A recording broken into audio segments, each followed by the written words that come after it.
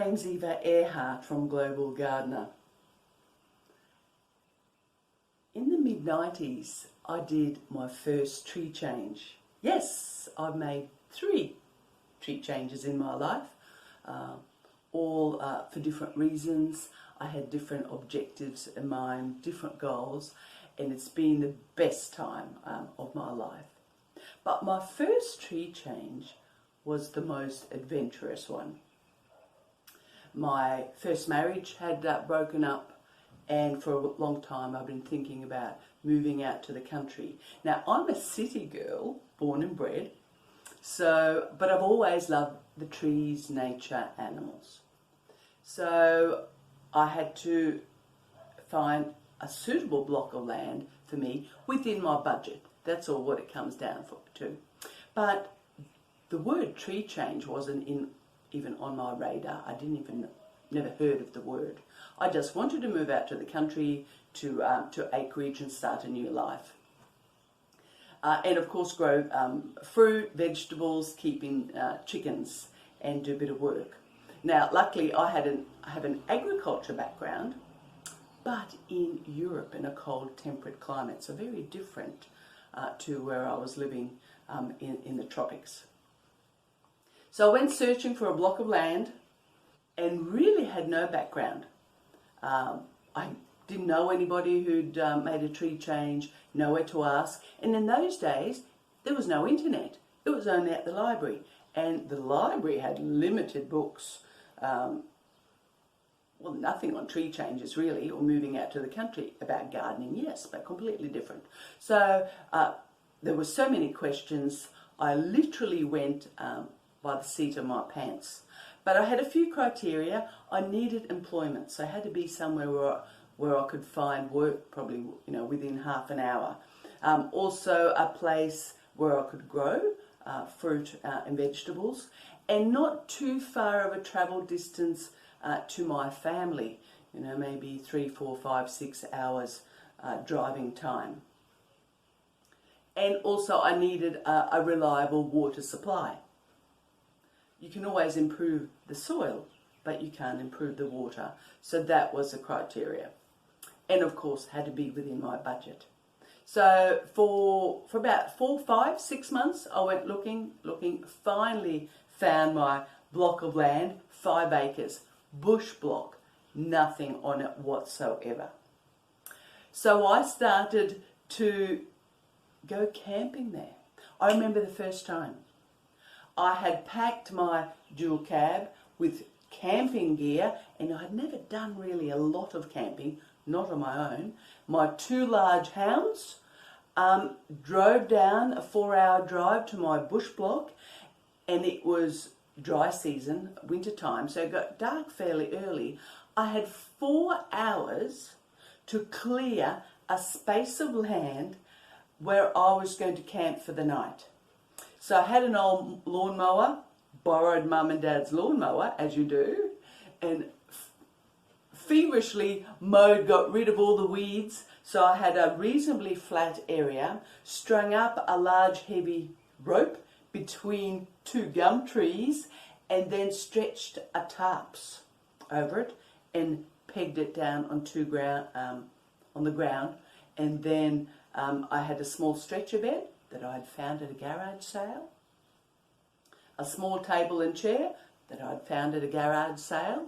I had a 2-burner gas cooker, and I had a bush shower that I strung up in the local tree, and then I heated some water that night, so I'd have a hot shower. Now that was exciting, exhilarating, mind-blowing for a city kid to be doing this. I was in my early 30s, but I still considered myself as a city kid, and quite frightening. Never done anything like this, quite worried, anxious, but I thought, yes, I'll do that. This was an adventure of a lifetime. And it certainly did turn out to be an adventure of a lifetime. I remember the first night lying in my sleeping bag on the stretcher bed, hearing this all these coughing sounds. Holy moly, what is that? But my hounds, they didn't bark, they didn't say anything. You could see on their faces they were quite concerned, and I thought, well, it can't be too bad. You know, hopefully it's not a group of people out there. And then every night was the same. And it took me weeks to realise it was the local wallaby population, the agile wallaby, that would pass through my property. And of course, I was an intruder on their property boundaries. So, and it was the buck wallaby that would be coughing and making noises. And I'm sure they all sat and watched us sleep during the night. And then, you know, in the morning, wake up with the birds, make myself a cup of tea, and then start planning the work and designing my property. So it was very, very exciting. And there was a lot of work to be done.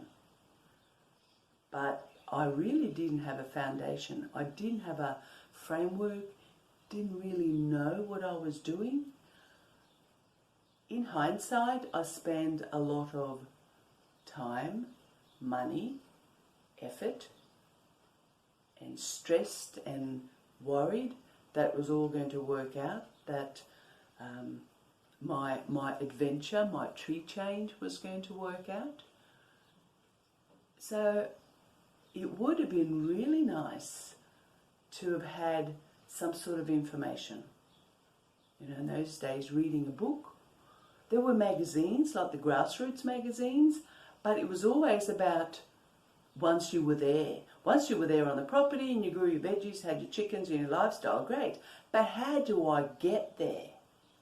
And choosing the right property, that was also an issue, big issue. How do I know? And a lot of the real estate agents, of course, nothing about that profession, but some people, they saw a young woman and trying to take advantage of how naive that we could be, and trying to say that, this is a perfect property for growing veggies and fruit trees. Look at those grass trees, or you might know them as black boys, native trees. There's hundreds of them, so that means it's really good soil. Now, I knew that much, that where the grass trees grew was very poor soil, because they need excellent drainage and they usually grow in sand. So that was a bit of an aha moment. Here are the real estate agents giving me advice and they've got no idea. So I literally went by the seat of my pants and found the property. Now, in hindsight, yes, it was quite an adequate property, because I did find water, but it was a bit of a stab in the dark if there was going to be bore water, underground water. There was no electricity to the property. The driveway wasn't safe. Later on, I'd get bogged in the wet season. So there was a lot to discover. So it would have been great if there was a course for me to do. Because of my experience, my adventure, I've developed the Treechange Accelerator course, just for people who are living in the city and going to make the transition to a new lifestyle, to follow their dream. So a Treechange could be you move out in the bush, miles away from other people, or it could be that you move to a smaller town with larger blocks are available. It's quite common to get hold of 1,000 square metre blocks. Or maybe you move to a rural subdivision on the edge of a city where they offer, 2, 5, 10 acre blocks. That's a Treechange as well. So I've got more stories to tell you in the future about my second and third Treechange, and I'd learned a lot by then and discovered what a wonderful lifestyle and such an adventure it was to make a Treechange, being the best time of my life. I will catch you another time. If you'd like more information about the Treechange Accelerator course, go to my website, www.globalgardener.org. See you later.